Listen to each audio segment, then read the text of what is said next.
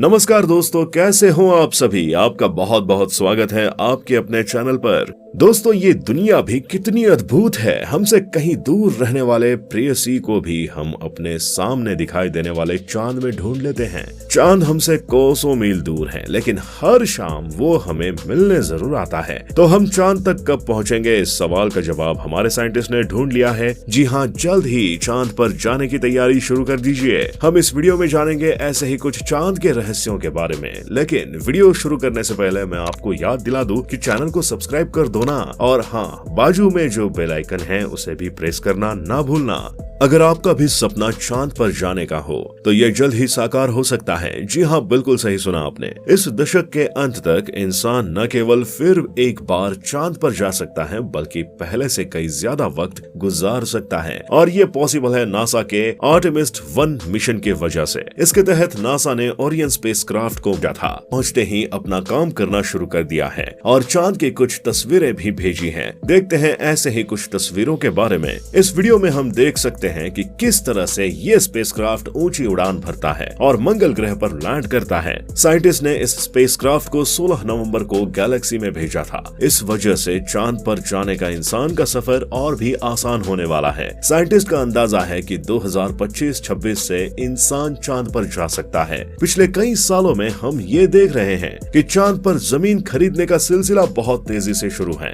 चांद पर जमीन खरीदने वाले लोगों को प्रूफ के तौर पर कुछ डॉक्यूमेंट भेज दिए गए हैं। हालांकि इन्हें पता नहीं था कि चांद पर जमीन तो खरीद ली है, लेकिन वहां कब जा पाएंगे। पिछले कई आधुनिक सालों से हम चांद पर बसने की तैयारी कर रहे हैं, लेकिन आखिरकार ये सपना सच होने वाला है। जी हाँ, बिल्कुल। नासा ने ये बात बताई है कि उनके आर्टेमिस 1 मिशन के तहत अगले 1 दशक में इंसान न केवल चांद पर जा सकता है, बल्कि वहां जाकर बस भी सकता है। इससे पहले भी कई यात्रियों के लिए अपोलो मिशन बनाया गया था, लेकिन उस वक्त से भी ज्यादा वक्त इंसान इस मिशन के दौरान गुजार सकते हैं। 16 नवंबर को ओरियन स्पेसक्राफ्ट गैलेक्सी में छोड़ा गया। वो भारतीय वक्त के मुताबिक सोमवार शाम 6:27 पर चांद से करीबन 96.5 किलोमीटर दूर से गुजरा और उस वक्त चांद के कई स्थितियों की तस्वीरें भी उसने खींचे। ओरियन स्पेसक्राफ्ट ने अपोलो 11, 12, 13 की लैंडिंग साइट्स की भी तस्वीरें खींची हैं। लेकिन इसी के दौरान इस स्पेसक्राफ्ट का पृथ्वी से 34 मिनट के लिए संपर्क टूट गया था। लेकिन वापस संपर्क जुड़ने पर नासा को कई डेटा और फोटोज भेजे गए। फ्लोरिडा के कैनेडी सेंटर में बैठे हुए साइंटिस्ट इसे देखकर बहुत खुश हुए। आखिरकार क्यों ना होंगे, नासा का ये back to moon mission success के तरफ आगे जो बढ़ रहा है।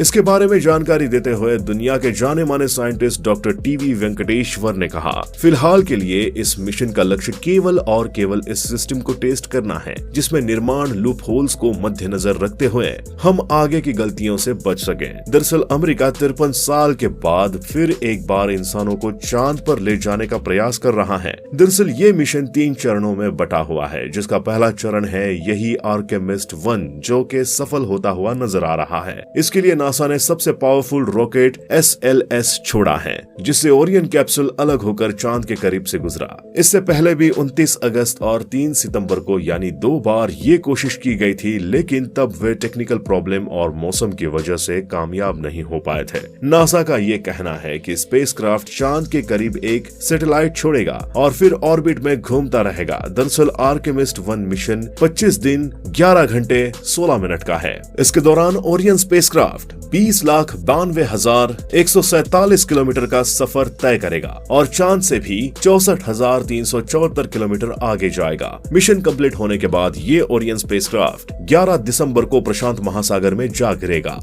जिसके तहत नासा चांद पर जो परिस्थितियां हैं वो इंसान के रहने लायक है या नहीं, इसे सुनिश्चित करेगा। इसलिए ओरियन कैप्सूल में किसी भी इंसान को नहीं भेजा गया है। अगले साल नासा इस मिशन के दूसरे चरण को शुरुआत करेगा, जिसके तहत स्पेसक्राफ्ट में किसी इंसान को भेजा जाएगा। मिशन के दूसरे पड़ाव के दौरान 2024 में कुछ एस्ट्रोनॉट स्पेसक्राफ्ट में जरूर जाएंगे, लेकिन वो चांद पर कदम नहीं रखेंगे, बल्कि केवल ऑर्बिट में घूमकर वापस आ जाएंगे। और आर्टेमिस 2 का कालावधि आर्टेमिस 1 से ज्यादा होगा और इसके बाद 2025 में आर्टेमिस 3 लॉन्च किया जाएगा, जिसके तहत एस्ट्रोनॉट एस्ट्रोनॉट्स चांद पर कदम रखेंगे और पहली बार महिलाएं मून मिशन का हिस्सा बनेंगे। इसके तहत जाने वाले एस्ट्रोनॉट चांद के साउथ पोल पर मौजूद पानी और बर्फ के बारे में रिसर्च करेंगे। इंसानों के रहने के लिए बहुत अच्छे से एक बार ये तैयार हो, इसलिए सबसे पहले साइंटिस्ट यहाँ की मिट्टी एवं पानी से खाना, इमारतें और मूलभूत चीजों के बारे में रिसर्च करना चाहते हैं।